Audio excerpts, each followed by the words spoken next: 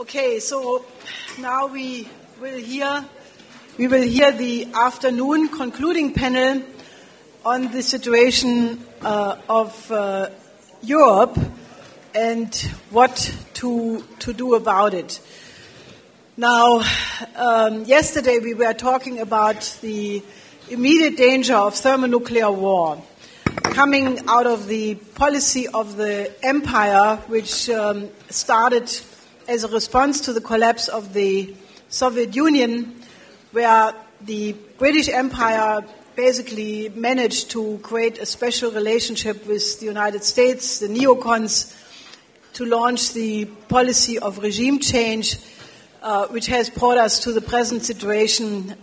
with the danger of war erupting from Syria and concerning Iran, but really targeting Russia and China. Now, it is absolutely provable that it is the same policy of the empire which engaged in this policy of regime change to conquer the world for one empire,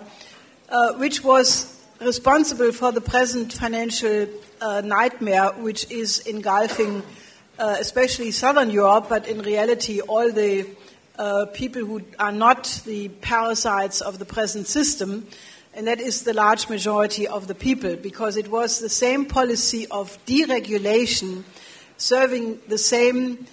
British Empire. And when we say British Empire, we don't mean the British people. We mean the combination of so-called independent central banks, investment banks, hedge funds,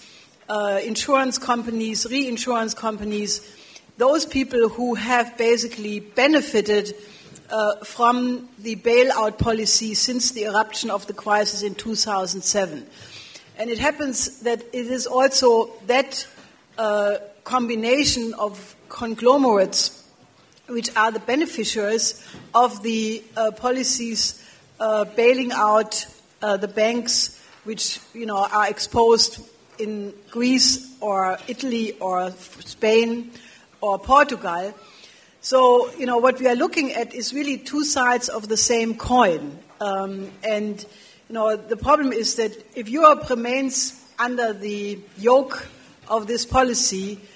that which we will hear about what is really going on in Greece and Spain, we already heard yesterday from Italy, and one could add Portugal, is going to be the fate of all of Europe. Because if this policy is not changed,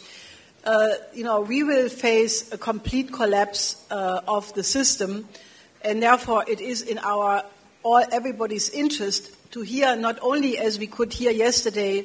with people speaking from Syria and Iran, that what you are made to believe by the Western medias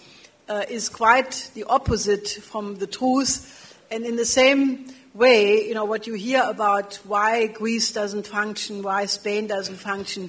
there is a quite different story. So we will hear now first via Skype from